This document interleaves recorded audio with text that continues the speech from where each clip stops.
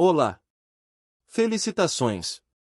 O neoplatonismo é uma escola filosófica que emergiu no século III d.C., amalgamando elementos do platonismo clássico com influências da filosofia aristotélica, pitagórica e de tradições místicas orientais.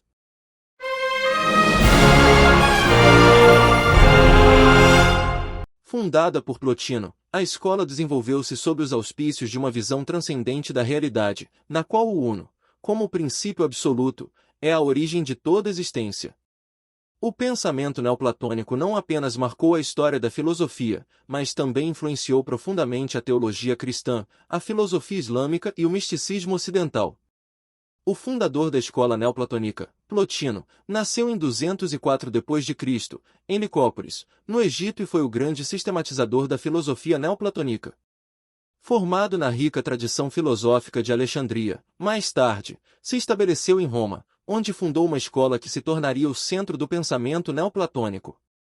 Para Plotino, o universo é estruturado segundo uma dinâmica de emanação. Tal teoria determina que tudo se origina de uma única fonte transcendente, o uno, toen, que é absoluto, inefável e incomensurável. O uno não pode ser compreendido diretamente, mas é a causa primordial de todas as coisas. Dele emanam a inteligência e a alma. De acordo com essa teoria, a inteligência representa o reino das ideias platônicas e a racionalidade suprema. A alma significa o princípio vital que anima o cosmos e conecta o mundo material ao espiritual. Dessa forma, o uno não age por necessidade, mas por superabundância de sua perfeição, como uma fonte que transborda. Assim, a criação não é um ato deliberado, mas o resultado natural da plenitude do uno. Dito isso, precisamos apresentar, adequadamente, o guardião do legado de Plotino. Porfírio. Porfírio, nascido em 234 d.C., foi o principal discípulo e editor de Plotino. Ele desempenhou um papel crucial na preservação e disseminação do pensamento neoplatônico. Entre suas contribuições, destaca-se a obra Vida de Plotino, que oferece um vislumbre da personalidade e do método filosófico de seu mestre, e também a Isagoge, uma introdução às categorias de Aristóteles. Porfírio também foi um intérprete dos mitos antigos, os quais via como alegorias, nas quais se escondiam verdades metafísicas profundas. Para ele, os mitos religiosos eram símbolos que guiavam a alma em direção ao divino, e não narrativas literais. Assim, tal pensamento nos leva aos princípios fundamentais do neoplatonismo. Comecemos com a hierarquia do ser, determinando o uno como o ápice de uma cadeia hierárquica que organiza a realidade. Após o uno, vem a inteligência, seguida pela alma, e, por fim, o mundo material. Essa hierarquia não é apenas ontológica, mas também espiritual, pois reflete o grau de proximidade com o divino. Considerando esse pensamento, a ascensão da alma humana, segundo os neoplatônicos, possui uma natureza divina, mas encontra-se aprisionada no mundo material. Portanto, o objetivo da existência é a ascensão da alma, que se dá por meio de 3 eventos: a purificação dos desejos mundanos, o desenvolvimento da virtude e a contemplação das verdades eternas. Este processo culmina na união mística com o uno, que é o objetivo supremo da vida. No que se refere à prática filosófica, pode-se inferir que a filosofia, para os neoplatônicos, não era apenas um exercício intelectual, mas uma prática espiritual transformadora. Essa prática, por sua vez, incluía 3 elementos fundamentais: meditação, vida ética e contemplação. A meditação mantinha o foco na contemplação das verdades metafísicas. A vida ética desenvolvia a virtude como meio de purificação da alma, e a contemplação possibilitava a elevação da mente ao nível do divino. O legado e o impacto do neoplatonismo influenciaram profundamente a filosofia ocidental, especialmente a teologia cristã, por meio dos escritos de Agostinho de Hipona, que adaptou muitos conceitos neoplatônicos à doutrina cristã. Ele também foi uma força formativa na filosofia islâmica medieval, na obra de pensadores como Avicena e na tradição mística ocidental, incluindo a Cabala e o hermetismo renascentista. Tenha em mente que a visão neoplatônica da emanação do uno e a ascensão da alma continuam a inspirar aqueles que buscam compreender a relação entre o finito e o infinito, o humano e o divino, o material e o espiritual. Tais conceitos agem como um elo entre a filosofia clássica e as tradições místicas.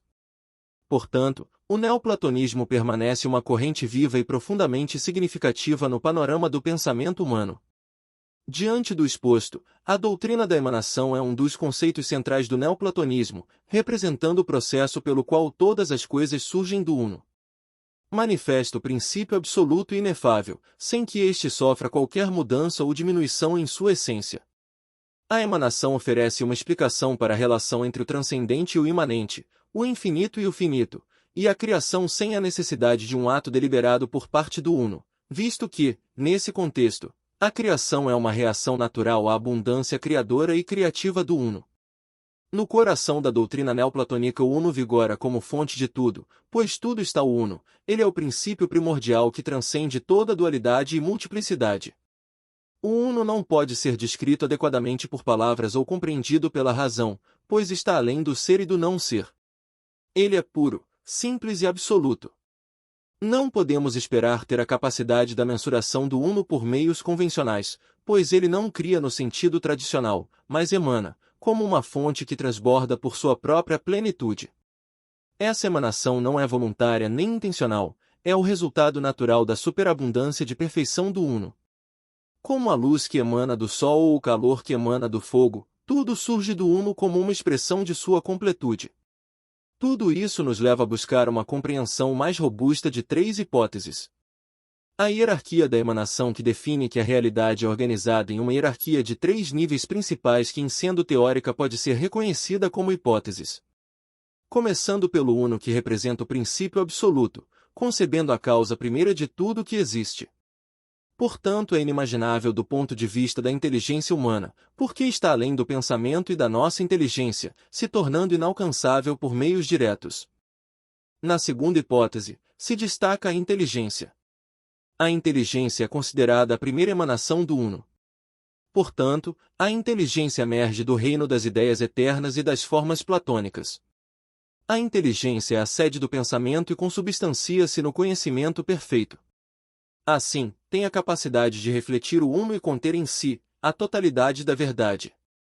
Por fim, mas não menos importante, figura a hipótese da alma. É classificada como a segunda emanação. A alma detém a capacidade de conectar a inteligência ao mundo material, portanto é o elemento responsável por animar o cosmos. Além disso, possui uma dupla função. Como alma cósmica, regula e ordena o universo, alma individual, habita os seres humanos e outros organismos vivos. De start, a alma é o elemento primordial que faz surgir o mundo material, que é considerado o nível mais baixo da hierarquia. No entanto, o mesmo mundo material participa, de maneira distante, da perfeição do Uno. Embora tudo emane do Uno, o objetivo final da existência é o retorno a ele. Para os neoplatônicos, a alma humana, que está temporariamente aprisionada no mundo material, deve ascender pelos diferentes níveis da realidade até alcançar a união mística com o Uno. Contudo, esse retorno requer algumas condições, reconhecidas como purificação, virtude e contemplação. Durante a vida nesse mundo é preciso praticar purificação por meio do desapego dos desejos e paixões materiais. Nesse processo devemos buscar a virtude, esforçando-se para alcançar o desenvolvimento de qualidades éticas e espirituais. Somente alcançando tais características será possível alcançar a valiosa contemplação, por meio do foco nas realidades eternas e na busca pelo divino. Tenha em mente que a ascensão é tanto um movimento intelectual quanto espiritual, no qual a alma se reconecta à sua verdadeira origem. A isso denomina-se o retorno ao Uno. Em outras palavras, é a ascensão da alma, ou seja, o retorno ao divino. A alma humana, no neoplatonismo, é concebida como uma entidade divina que, por meio de sua associação com o mundo material, encontra-se em um estado de alienação e dispersão. Contudo, a alma carrega dentro de si uma memória latente de sua origem no Uno, o que a impele a buscar sua verdadeira natureza e retornar ao seu estado original de unidade e perfeição. Já falamos que o processo de ascensão da alma é descrito em 3 etapas principais. Para que você não tenha nenhuma dúvida, vamos exemplificar. Podemos pensar na purificação dos desejos mundanos, se dá como o primeiro passo para libertar-se das paixões e apegos materiais que obscurecem a visão espiritual. Este desapego é comparado à limpeza de um espelho, permitindo que a luz divina seja refletida na alma. Da mesma forma, a prática das virtudes, como a sabedoria, a temperança, a coragem e a justiça, não é apenas uma questão ética, mas um meio de alinhar a alma com a ordem cósmica. As virtudes refletem a harmonia divina no microcosmo do indivíduo. No estágio final, a alma transcende o pensamento discursivo e alcança a contemplação direta do divino. Esse estado culmina na união mística com o Uno, uma experiência inefável em que todas as distinções desaparecem, e a alma torna-se una com sua fonte. A metáfora da luz é outro elemento basilar no neoplatonismo. Os neoplatônicos frequentemente utilizavam a metáfora da luz para descrever o processo de emanação. Assim como a luz do Sol ilumina o espaço ao seu redor sem perder sua essência, o Uno emana as outras hipóteses sem se alterar ou dividir. Cada nível da realidade recebe a luz divina em graus diferentes, dependendo de sua proximidade com a fonte. A doutrina da emanação teve uma influência duradoura em diversas tradições filosóficas e religiosas. Ela foi adaptada por pensadores. Lembre-se de Agostinho, no cristianismo, e Avicena, no Islã. Essa doutrina também desempenhou um papel fundamental no desenvolvimento do misticismo ocidental, especialmente no neoplatonismo cristão de Dionísio, o Areopagita, e na Cabala judaica. Para Plotino, o objetivo supremo da existência humana reside na união mística com o Uno, o princípio transcendente e absoluto que é a origem de todas as coisas. Esta união, porém, não é um processo simples ou acessível a qualquer alma. Trata-se de uma realização espiritual elevada que demanda esforço contínuo, refinamento interior e uma profunda transformação ontológica. A alma humana, na visão plotiniana, encontra-se em um estado de alienação no mundo material, um domínio de sombras e fragmentação que abscissa de sua verdadeira essência divina. Entretanto, a alma conserva uma centelha do divino, uma memória latente de sua origem no Uno. Assim, a existência humana é marcada por uma tensão constante entre o peso da matéria e o chamado do transcendente. A contemplação filosófica é o ápice da jornada espiritual, uma prática que transcende o pensamento discursivo e conduz a alma ao domínio da intuição direta e da percepção do absoluto. Plotino descreve a contemplação como um estado de comunhão silenciosa e inefável, no qual a alma se despoja de toda dualidade e se funde com o Uno. Este momento não pode ser expresso por palavras, pois está além da linguagem e da razão, é um êxtase no qual a alma atinge sua plenitude e encontra o verdadeiro sentido do ser. A transcendência do mundo material não implica uma negação absoluta da existência sensível, mas uma superação das suas limitações. Para Plotino, o mundo material, embora distante da perfeição do Uno, participa de sua bondade de forma derivada. Assim, o retorno à fonte divina não exige um abandono do mundo, mas sim uma reordenação das prioridades espirituais, colocando o Uno como o centro da vida e da existência. Este retorno ao Uno, frequentemente descrito por Plotino em termos místicos, é ao mesmo tempo um processo de autoconhecimento e de desvelamento da realidade última. É uma jornada que conduz a alma do múltiplo ao Uno, da dispersão à unidade, e do perecível ao eterno. Assim, a união mística não é apenas o objetivo final da vida humana, mas também a consumação da própria natureza da alma, que, ao encontrar o Uno, realiza plenamente o que sempre foi destinada a ser. Porfírio de Tiro, ilustre discípulo de Plotino e uma das figuras mais proeminentes do neoplatonismo, nasceu na antiga cidade fenícia de Tiro.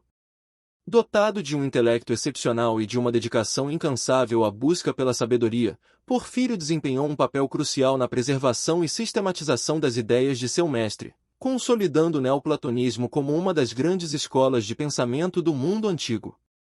Educado em uma cultura rica e diversa, Porfírio recebeu uma formação filosófica abrangente antes de tornar-se aluno de Plotino em Roma.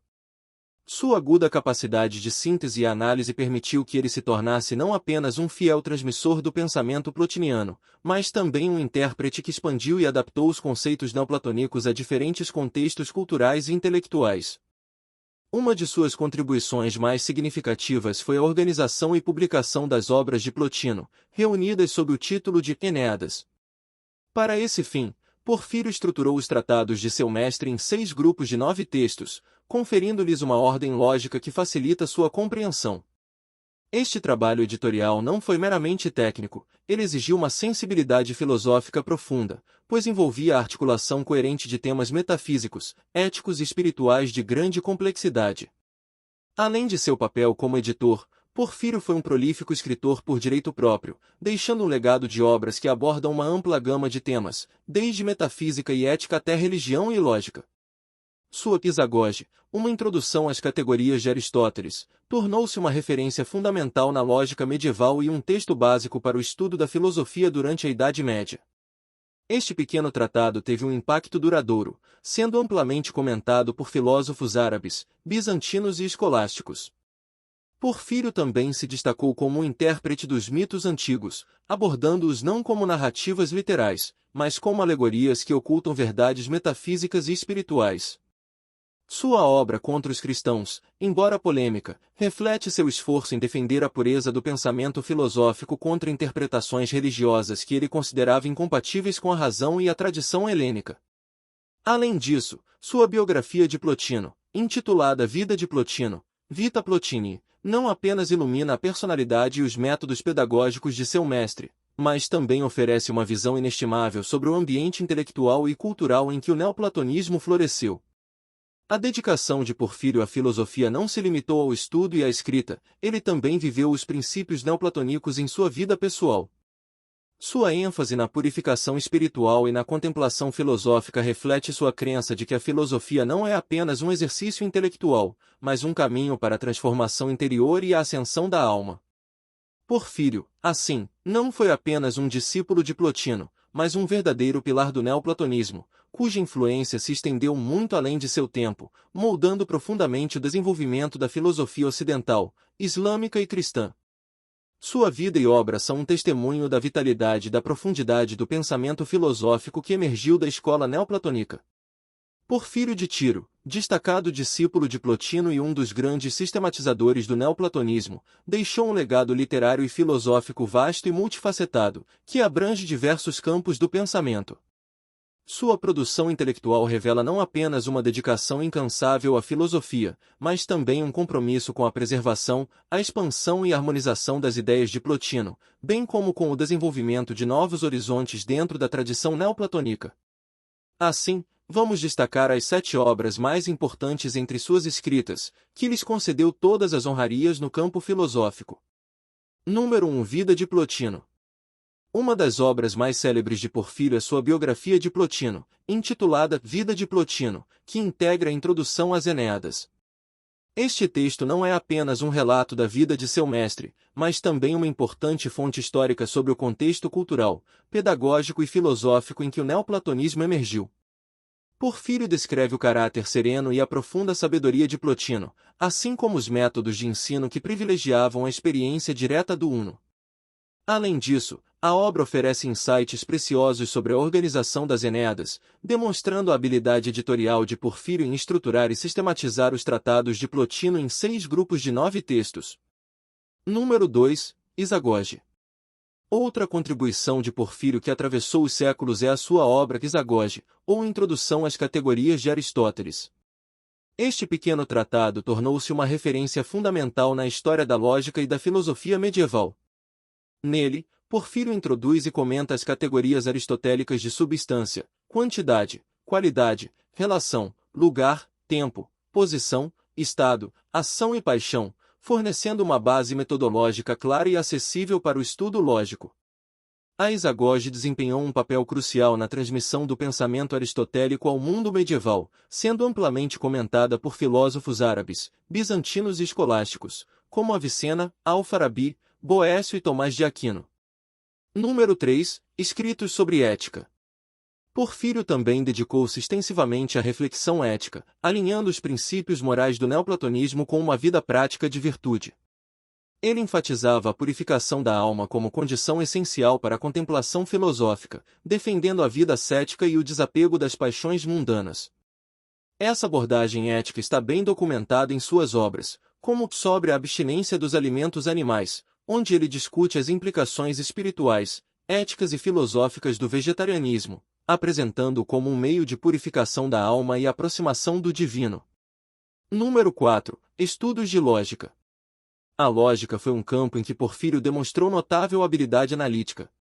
Além da exagoge, ele escreveu textos que exploravam o silogismo e a estrutura do raciocínio, contribuindo para a sistematização de uma lógica que serviria de base para as escolas filosóficas posteriores. Sua abordagem buscava harmonizar o rigor analítico de Aristóteles com os objetivos espirituais do neoplatonismo, enfatizando que a lógica não era um fim em si mesma, mas uma ferramenta indispensável para alcançar a verdade. Número 5. Metafísica e teologia. Porfírio também escreveu sobre temas metafísicos, aprofundando-se nas questões da emanação, da hierarquia do ser e da relação entre o uno e o cosmos. Em obras como Contra os Cristãos, ele aborda criticamente as doutrinas religiosas emergentes de seu tempo, defendendo a superioridade da razão e da tradição filosófica helênica. Embora esta obra tenha sido amplamente suprimida, sua abordagem metafísica contribuiu para a formação de um diálogo crítico entre a filosofia e a teologia que se perpetuaria por séculos. Número 6. Interpretação dos mitos. Uma faceta menos conhecida, mas igualmente importante, da produção literária de Porfírio é sua interpretação alegórica dos mitos antigos.